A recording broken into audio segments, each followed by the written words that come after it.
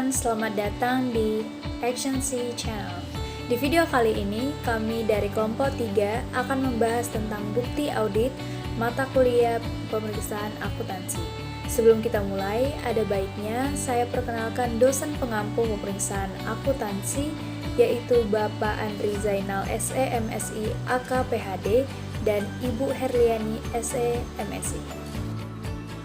Kami dari kelompok 3 yang beranggotakan dengan saya sendiri, Ruth SK Vanisi Lain sebagai moderator, dan rekan-rekan saya, Yoselin Nora Simangunsong, Mita Yohana Pangaribuan, dan Indah Puspa Zebua. Baik, langsung saja kita mulai pembahasannya. Pengertian bukti audit. Keputusan utama yang harus ditetapkan oleh auditor adalah menyangkut banyaknya bukti pendukung yang memadai untuk dikumpulkan. Maka dari itu, bukti audit adalah segala informasi yang mendukung angka-angka atau informasi lain yang disajikan dalam laporan keuangan, yang dapat digunakan oleh auditor sebagai dasar yang layak untuk menyatakan pendapatnya. Bukti audit yang mendukung laporan keuangan terdiri dari data akuntansi dan semua informasi penguat yang tersedia bagi auditor.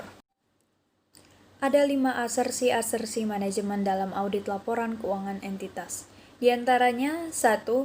Asersi eksistensi atau keterjadian atau keberadaan. Auditor menguji keterjadian transaksi-transaksi yang ada dalam akun-akun laporan keuangan benar-benar terjadi atau bukan fiktif. Dan apakah transaksi yang terjadi telah sesuai tanggal dan objektif, atau metode accrual basic telah di-cut off atau ditutup per tanggal neraca.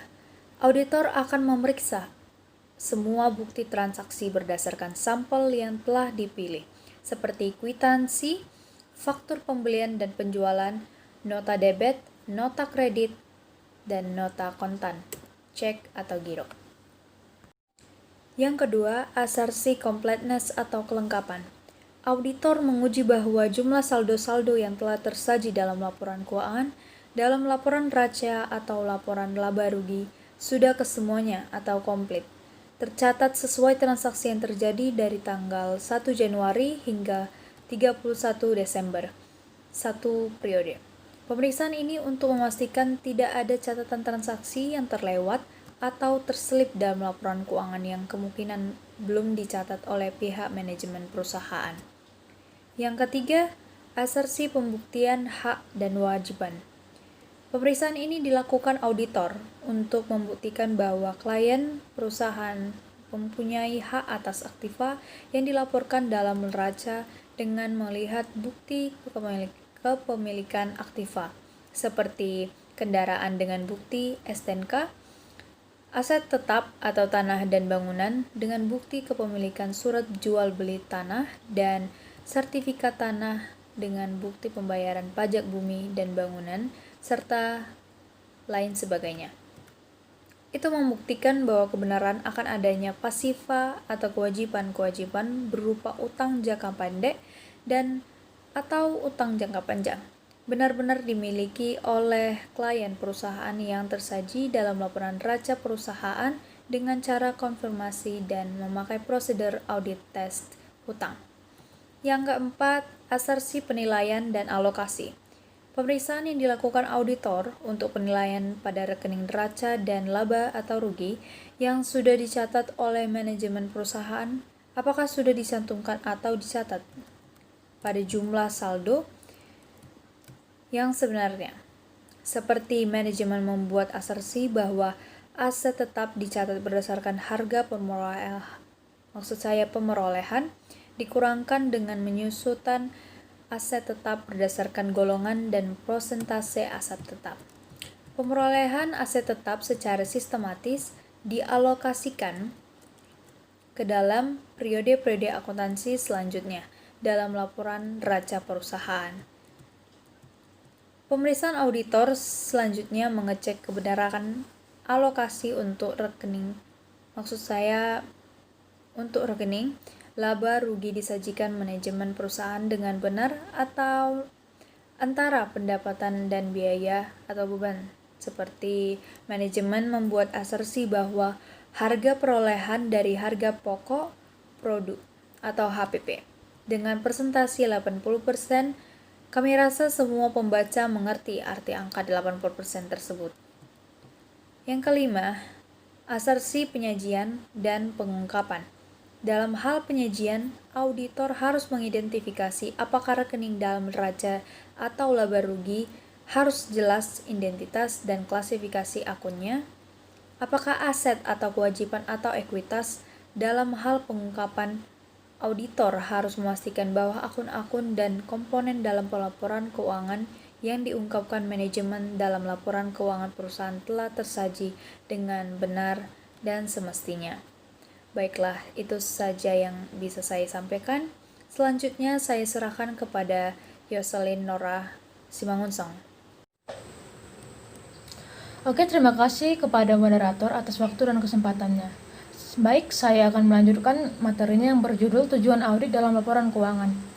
Pendapat auditor atas laporan keuangan perusahaan sesuai prinsip-prinsip akuntansi yang diatur dalam standar akuntansi keuangan, dan tujuan auditor hanya sebatas menyatakan pendapat yang tertuang dalam laporan auditor independen. Laporan keuangan perusahaan yang disajikan pihak manajemen perusahaan dan telah diperiksa, maka auditor wajib memberikan pendapat atas laporan keuangan klien dengan 5 jenis pendapat.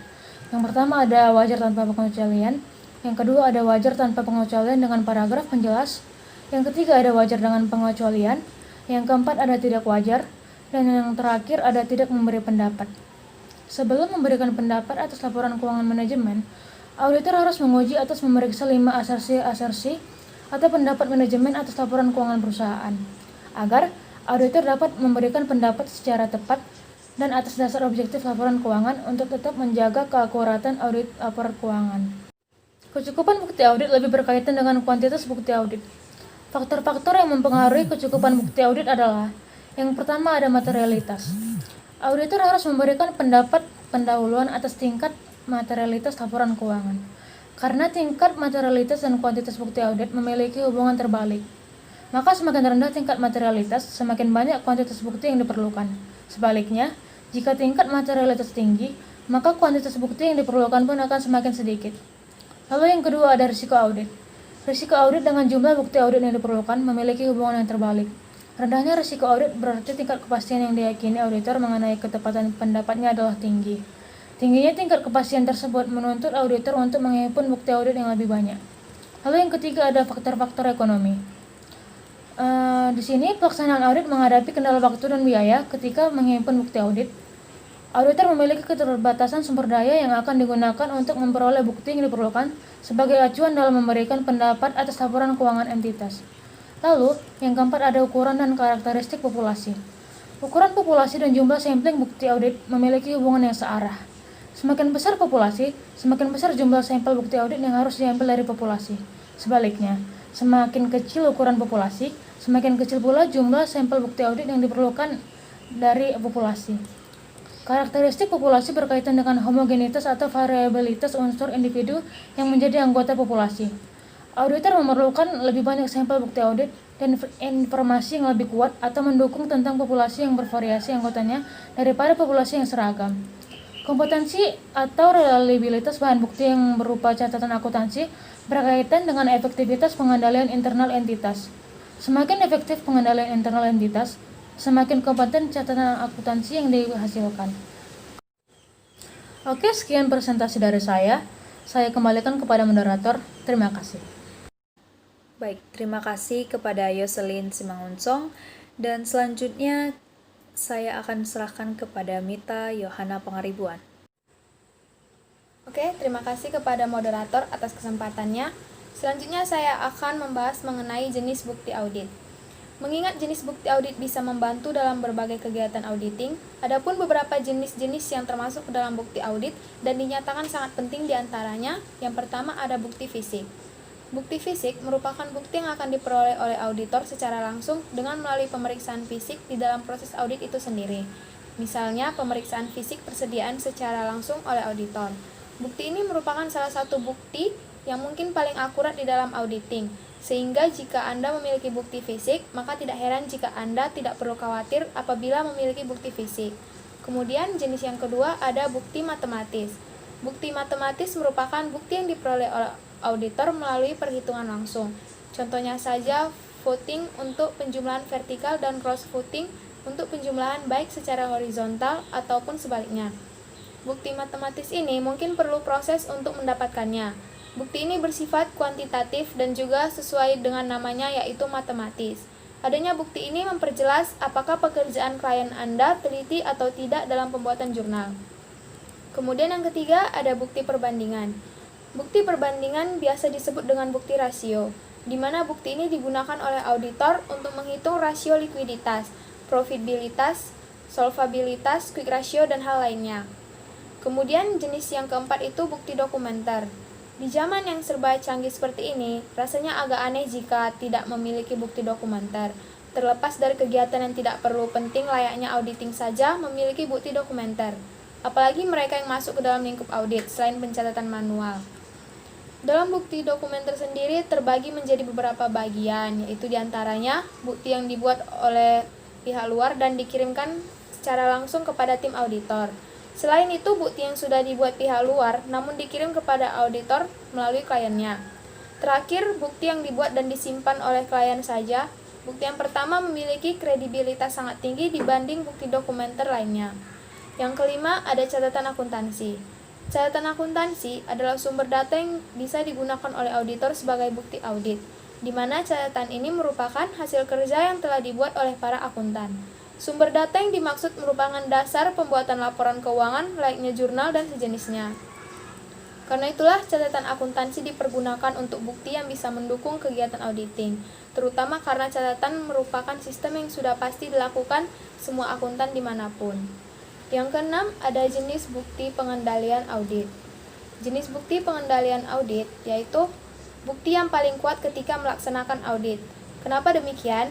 Karena kuat atau lemahnya pengendalian internal lah seorang auditor bisa mendapatkan banyak bukti yang bisa dikumpulkan olehnya. Contohnya, bila resiko pengendalian internal cukup tinggi, hal ini berarti resiko audit yang direncanakan harus rendah. Dengan judul pengendalian cukup menjelaskan bahwa kegiatan dan bukti ini cukup sulit. Kemudian yang ketujuh, ada jenis bukti surat. Bukti surat atau biasa disebut surat pernyataan tertulis merupakan surat yang telah ditandatangani seorang individu yang bisa bertanggung jawab dan berpengetahuan mengenai kondisi atau kejadian tertentu, di mana bukti tertulis bisa didapat dari manajemen ataupun sumber eksternal termasuk bukti dari spesialis dan juga jurnal akuntan. Bukti tertulis merupakan bukti yang sampai saat ini masih akurat dan diperhitungkan kebutuhannya. Surat pernyataan konsultan hukum klien, ahli teknik yang berkaitan dengan kegiatan teknik operasional, organisasi klien merupakan bukti yang berasal dari pihak ketiga. Bukti tertulis juga dibuat oleh manajemen, bisa berasal dari organisasi klien tersebut. Kemudian yang ke-8 ada bukti lisan atau wawancara. Bukti lisan atau wawancara merupakan bukti selanjutnya ada dalam hal audit. Auditor dalam melaksanakan tugasnya banyak sekali berhubungan dengan manusia, sehingga ia memiliki kesempatan untuk mengajukan pertanyaan secara lisan dan dalam bentuk wawancara. Masalah dapat ditanyakan langsung pada pihak terkait meliputi kebijakan akuntansi, lokasi dokumen, serta adanya pelaksanaan yang tidak wajar terjadi. Hal ini akan lebih baik jika auditor tetap melangsungkan wawancara demi mendapat jawaban dan bukti lisan. Kemudian yang ke-9 ada bukti konfirmasi. Bukti konfirmasi merupakan salah satu proses untuk memperoleh dan menilai suatu komunikasi langsung dari pihak ketiga atas jawaban permintaan informasi tentang unsur tertentu. Hal ini mungkin sangat tinggi reliabilitasnya karena berisikan informasi dari pihak ketiga langsung, baik tulis maupun lisan. Dalam konfirmasi sendiri, ada yang memiliki nilai positif, seperti halnya persetujuan, konfirmasi negatif, atau mereka yang menyatakan ketidaksetujuannya terhadap informasi yang telah ditanyakan. Lalu terakhir adalah blank confirmation, di mana konfirmasi yang respondennya diminta untuk memberikan informasi lain atau jawaban atas suatu hal yang sedang ditanyakan. Yang ke-10 ada bukti analitik. Bukti analitik hampir serupa dengan bukti perandingan, karena bukti analitik meliputi juga perandingan atas pos tertentu antara laporan keuangan tahun berjalan dengan tahun yang sudah lewat. Dalam perusahaan terutama, tahun sebelumnya pun masih menjadi dasar dan acuan untuk pertimbangan. Bukti ini dikumpulkan pada awal audit untuk menentukan objek pemeriksaan yang memerlukan pemeriksaan mendalam. Yang ke-11 ada bukti keterangan. Permintaan keterangan dalam sebuah prosedur audit merupakan hal yang wajar, di mana hal ini dilakukan oleh auditor terhadap objek yang sudah dianggap memiliki informasi. Selain itu, bukti keterangan ini didasarkan pada adanya auditor yang memastikan buktinya pada para kliennya. Kemudian yang ke-12 ada bukti penelusuran. Penelusuran dibutuhkan oleh para auditor mengingat terkadang pengumpulan bukti dilakukan oleh auditor baik menggunakan dokumen catatan akuntansi ataupun sebaliknya. Bukti penelusuran ini memudahkan para auditor dalam menemukan jenis bukti audit lainnya. Kemudian yang ke-13 ada bukti observasi. Bukti pengamatan atau observasi merupakan salah satu bukti yang juga termasuk ke dalam prosedur audit, di mana auditor memiliki kesempatan untuk melihat dan menyaksikan suatu kegiatan yang berhubungan dengan pengumpulan bukti. Yang ke-14 ada bukti perhitungan. Prosedur dan bukti perhitungan merupakan salah satu bukti fisik yang terpecah yang dilakukan dalam auditing. Auditor akan mendapatkan bukti setelah melakukan counting atau hitungan. Tak jarang mereka bahkan melakukannya sendiri untuk memastikan apakah hasil pekerjaannya benar-benar real atau adanya manipulasi yang tidak diinginkan. Yang ke-15 atau yang terakhir ada bukti inspeksi. Inspeksi merupakan pemeriksaan secara rinci terhadap sebuah dokumen dan kondisi fisik yang memiliki kaitan serta menghasilkan bukti untuk mendukung laporan keuangan. Nah, bukti ini dimasukkan ke dalam bukti dan prosedur dalam audit. Bukti audit memiliki variasi yang cukup banyak pengaruhnya, sehingga auditor independen dalam rangka memberikan pendapat mengenai laporan keuangan auditan. Relevansi, ketepatan waktu, serta real atau objektif merupakan bukti audit yang dibutuhkan dan juga diharapkan. Sekian presentasi yang dapat saya sampaikan, kemudian saya kembalikan kepada moderator. Terima kasih. Baik, terima kasih Mita atas penjelasannya. Selanjutnya saya serahkan kepada Indah Puspa Zebua. Baik, sekarang kita akan masuk kepada pembahasan jenis-jenis prosedur audit. Nah, berikut ada 10 jenis prosedur audit yang akan dilakukan pada saat pengauditan. Yang pertama adalah prosedur analitis. Prosedur analitis ini terdiri dari penelitian dan perbandingan hubungan di antara data. Prosedur analitis ini meliputi 4 bagian, yaitu yang pertama, perhitungan dan penggunaan rasio-rasio sederhana. Kedua, analisis vertikal atau laporan persentase. Yang ketiga, perbandingan jumlah yang sebenarnya dengan data historis ataupun anggaran. Dan yang terakhir yaitu penggunaan model matematis dan statistik seperti analisis regresi. Nah, prosedur analitis ini seringkali meliputi juga pengukuran kegiatan bisnis yang mendasari operasi serta membandingkan ukuran-ukuran kunci ekonomi yang menggerakkan bisnis dengan hasil keuangan yang terkait. Dan jenis prosedur audit yang kedua adalah inspeksi. Nah, inspeksi ini meliputi pemeriksaan rinci terhadap dokumen dan catatan, serta pemeriksaan sumber daya yang berwujud. Nah, dengan melakukan inspeksi atas dokumen ini, maka auditor dapat menentukan ketepatan, persyaratan dalam faktur atau kontrak yang memerlukan pengujian bottom-up atau akuntansi transaksi tersebut. Nah, yang ketiga adalah konfirmasi. Meminta konfirmasi di dalam pengauditan, jenis-jenis pengauditan ini adalah konfirmasi bentuk permintaan keterangan yang memungkinkan auditor memperoleh informasi secara langsung dari sumber independen di luar organisasi klien. Nah, dalam kasus yang biasa atau yang lazim, klien membuat permintaan kepada pihak luar secara tertulis, namun auditor yang mengendalikan pengiriman permintaan keterangan tersebut. Nah, konfirmasi ini menyediakan bukti bottom up penting dan digunakan dalam auditing karena bukti tersebut biasanya objektif dan berasal dari sumber yang independen ataupun tidak terikat. Nah, yang keempat adalah permintaan keterangan. Permintaan keterangan meliputi permintaan keterangan secara lisan ataupun tertulis kepada auditor oleh auditor. Nah, permintaan keterangan biasanya ditujukan kepada manajemen atau karyawan. Nah, umumnya berupa pertanyaan-pertanyaan yang timbul setelah dilaksanakannya prosedur analitis atau permintaan keterangan yang berkaitan dengan keusangan persediaan atau piutang yang dapat ditagih. Yang kelima adalah perhitungan. Nah, ada dua aplikasi yang paling umum dari perhitungan, yaitu perhitungan fisik sumber daya berwujud seperti jumlah kas dan persediaan yang ada, dan akuntansi seluruh dokumen dengan nomor urut yang telah dilacak, yang telah dicetak. Nah, yang pertama menyediakan cara untuk mengevaluasi bukti fisik tentang jumlah yang ada. Nah, sedangkan yang kedua yaitu dapat dipandang sebagai penyediaan cara untuk mengevaluasi pengendalian internal perusahaan melalui bukti yang objektif tentang kelengkapan catatan akuntansi. Dan sekarang kita masuk pada jenis audit yang keenam, yaitu penelusuran. Penelusuran yang sering kali terjadi juga disebut sebagai penelusuran ulang, atau auditor memilih dokumen yang dibuat pada saat transaksi dilaksanakan dan menentukan bahwa informasi yang diberikan oleh dokumen tersebut telah dicatat dengan benar dalam catatan akuntansi atau dalam jurnal dan buku besar. Nah, dan yang ketujuh adalah pemeriksaan bukti pendukung.